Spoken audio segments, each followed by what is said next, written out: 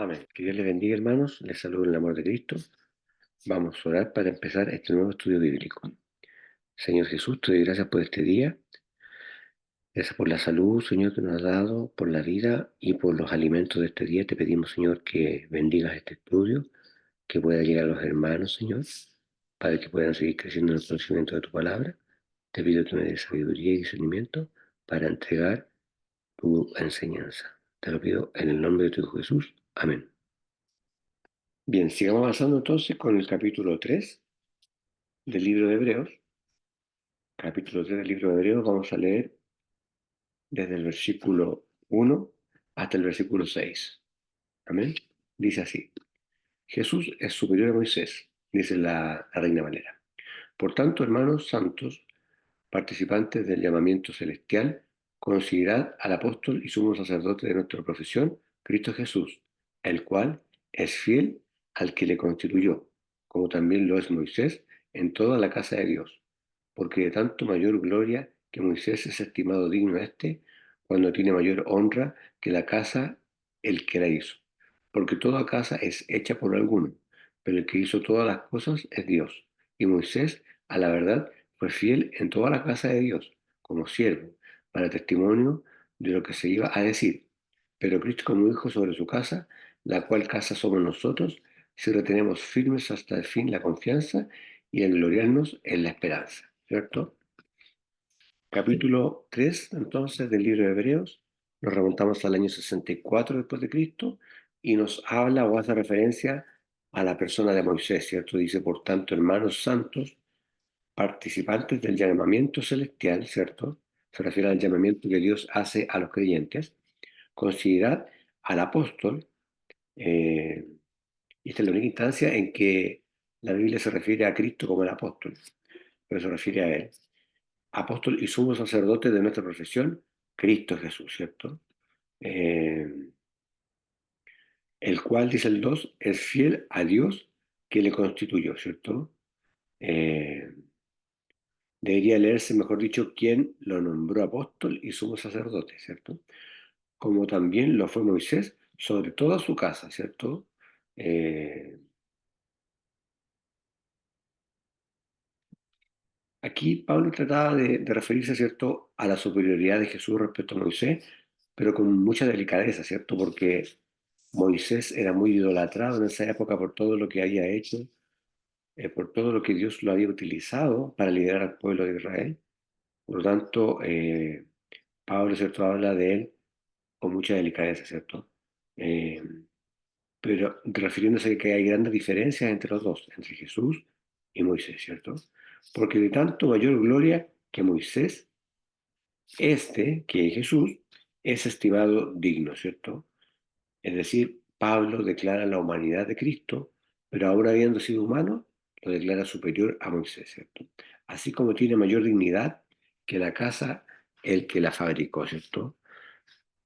En el fondo está diciendo, por ejemplo, cuando construimos una casa, es más digno que el que la fabricó. Y aquí ese ejemplo lo transpola al hecho de que nosotros somos la casa, ¿cierto?, creada por Dios. En el contexto de la bíblico se refiere a la casa de Israel. Pero en definitiva es eso, ¿cierto? No hay nadie superior a Jesucristo, porque Él es el constructor en su condición de Dios de cada uno de nosotros, ¿cierto? Porque toda casa es edificada de alguno, ¿cierto? Eh, ¿Por qué? Porque cuando dice esto se refiere a que muchas veces los hombres son usados como instrumentos, eh, pero finalmente el que los usa es Dios, ¿cierto? Él es el verdadero creador. Pero el que creó todo, todas las cosas es Dios, ¿cierto? Y ahí hace la aclaración. Eh, Él es el creador de todos nosotros, aun cuando Él haya sido humano, aun cuando se haya humillado en la cruz, haya permitido que lo clavaran en esa cruz, que se burlaran de Él, seguía siendo completamente Dios a pesar de ser completamente hombre en ese momento y por lo tanto debemos reconocerlo como nuestro creador, ¿verdad? Y Moisés, dice el 5, a la verdad, fue fiel sobre toda su casa como siervo, ¿cierto? Es decir, declara también, eh, mejor dicho, declara a Moisés como el gran dador de la ley en relación con Dios, ¿cierto? Nunca como una ley propia, sino que como la ley de Dios, para testificar lo que se habría de decir, ¿cierto? Es decir, se refiere al Pentateuco, ¿cierto? Los 5 primeros libros de la ley que fueron entregados por Moisés, por supuesto que inspirados por el Espíritu Santo de Dios, eh, y que dan cuenta, ¿cierto?, de todas las enseñanzas del Evangelio en esa primera parte. Pero Cristo como hijo sobre su casa, eh, la cual casa somos nosotros, se refiere a la iglesia, ¿cierto? Y ahí hace la diferencia entre la casa eh, del Dios del Antiguo Testamento, que es el mismo en definitiva, pero para que usted me entienda la distinción, y que es el pueblo de Israel, y la casa del Nuevo Testamento, que es la iglesia, ¿cierto? Usted y yo. La cual somos, la cual casa somos nosotros, ¿cierto? Con tal que retengamos firmes hasta el fin la confianza y el gloriarnos en la esperanza, ¿cierto? Si mantenemos nuestra fe en Cristo y lo que Él hizo en la cruz, vamos a seguir perseverando sin importar las circunstancias, ¿cierto? Leamos ahora desde el versículo 7 hasta el versículo 16.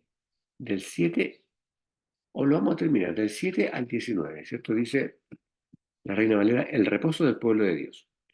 Por lo cual, como dice el Espíritu Santo, si oyereis, oís su voz, no endurezcáis vuestros corazones, como en la provocación en el día de la tentación en el desierto, donde me tentaron y vuestros padres me probaron. Y vieron mis obras 40 años, a causa de lo cual me disgusté contra esa generación. Y dije, siempre andan vagando en su corazón, y no han conocido mis caminos. Por tanto, juré en mi ira, no entrarán en mi reposo. Mirad, hermanos, que no haya en ninguno de vosotros corazón malo de incredulidad para apartarse del Dios vivo. Antes, exhortaos los unos a los otros cada día, entre tanto que se dice hoy, para que ninguno de vosotros se endurezca por el engaño del pecado. Porque somos hechos partícipes de Cristo, con tal que retengamos firmes hasta el fin nuestra confianza del principio. Entre tanto que se dice, si oyereis hoy su voz, no endurezcáis vuestros corazones como en la provocación. ¿Quiénes fueron los que, habiendo oído, lo provocaron? ¿No fueron todos los que salieron de Egipto por mano de Moisés? ¿Y con quién estuvo el disgustado 40 años? ¿No fue con los que pecaron, cuyos cuerpos cayeron en el desierto? ¿Y a quienes juró que no entrarían en su reposo sino a aquellos que desobedecieron? Y vemos que no pudieron entrar a causa de incredulidad, ¿cierto? Entonces, aquí se refiere directamente al pueblo de Israel, ¿verdad? Por eso dice, con lo cual, como dice el Espíritu Santo, hoy, hoy, si oís su voz, no endurezcáis vuestro corazón. Eso está en el Salmo 95, 7 y 11, ¿cierto? Como en la provocación, ¿cierto? Israel provocó a Dios, ¿cierto? Por eso que habla de la provocación en el día de la tentación en el desierto, Señor, ¿cierto? Eh, donde me tentaron vuestros padres. Dios dice que lo tentaron en el sentido de que fueron incrédulos y se rebelaron frente a Dios en el desierto, ¿cierto? Me probaron, dice, es decir, expresaron su incredulidad hacia Dios y vieron mis obras 40 años, ¿cierto?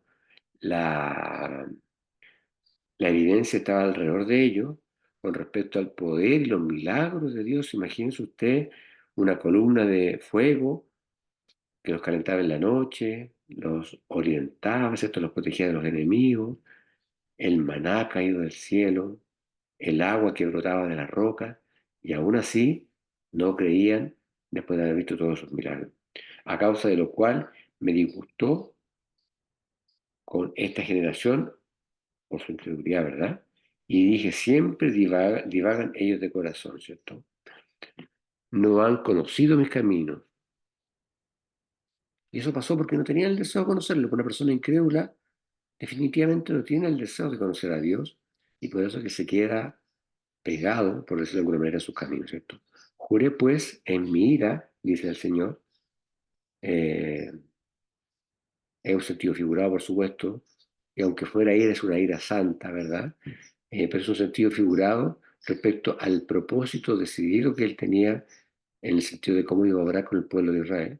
No entrarán en mi reposo, les dice, ¿cierto? Eh, Se refiere a la tierra de Canaán, ¿cierto? La tierra prometida que le había destinado, pero viendo la incredulidad del pueblo, los hizo vagar 40 años en el desierto. Mirad, hermanos, dice, eh, que en ninguno de vosotros haya corazón malo de incredulidad. O sea, Pablo habla de que aquel corazón que es incrédulo es un corazón malo ante Dios, ¿cierto? Eh, para apartarse del Dios vivo, ¿cierto? El problema de la incredulidad es grave, hermano. Cuando usted cae en una incredulidad sistemática, usted comienza a alejarse de Dios y no se da ni cuenta cuando ya se encuentra en las garras del enemigo. Antes exhortaos los unos a los otros cada día, ¿cierto? Para fortalecer nuestra fe. Lo que hablábamos el domingo en la predicación en la casa de hermana Cecilia, ¿cierto? Entre tanto, que se dice hoy para que ninguno de vosotros se endurezca en el engaño del pecado, porque participantes de Cristo somos hechos, ¿cierto? Con tal que retengamos firmes hasta el fin nuestra confianza que teníamos al principio, ¿cierto? Si nuestra confianza permanece firme en Cristo y en la cruz, vamos a llegar al final de nuestra carrera en victoria. Entre tanto que se dice hoy, si oís su voz, no endurezcáis vuestros corazones como en la provocación, ¿cierto? Porque algunos habiendo oído, provocaron, ¿cierto? Dudaron, fueron incrédulos. Aunque no todos los que habían salido de Egipto, como Moisés, y con quienes estuvo enojado 40 años, ¿cierto? La ira del Señor duró 40 años simplemente por la incredulidad de algunos. No fue con los que pecaron, cuyos cuerpos cayeron en el desierto, ¿cierto? La muerte, mejor dicho, la incredulidad, perdón, causó la muerte de 2 millones de personas aproximadamente del pueblo de Dios que cayeron muertos en el desierto por no creer. Y a quienes juró que no entrarían en su reposo, sino a aquellos que no obedecieron, ¿cierto? Perdieron todo lo que podrían haber ganado debido a la incredulidad, ¿cierto? Y la iglesia moderna está pasando lo mismo que dice usted. Los pueblos, mejor dicho, las iglesias, están llenas de personas que se dicen ser creyentes, pero no hay movimiento del Espíritu Santo, porque están dedicados a hacer comercio, están dedicados a ostentar puestos dentro de la iglesia, están dedicados a preocuparse de la apariencia o de la religiosidad, pero están siendo incrédulos en lo que Dios puede hacer en la vida de las personas. Por eso que no hay milagro, por eso que no hay un mover del Espíritu Santo verdadero y genuino en las iglesias, ¿cierto? Y vemos que no pudieron entrar a causa de la incredulidad. Eh, este es el resultado que espera todo el mundo, no solamente lo que le pasó a los israelitas que no creyeron. Usted cae en incredulidad, lamentablemente va a perder, ¿cierto?, el favor de Dios. Así que Dios nos ayude en esta hora a seguir adelante con temor y con temblor, ¿cierto?, creyendo que nuestro Dios es real y que va a llegar el día de nuestra redención. Amén. Oremos a Dios y con esto terminamos el estudio bíblico.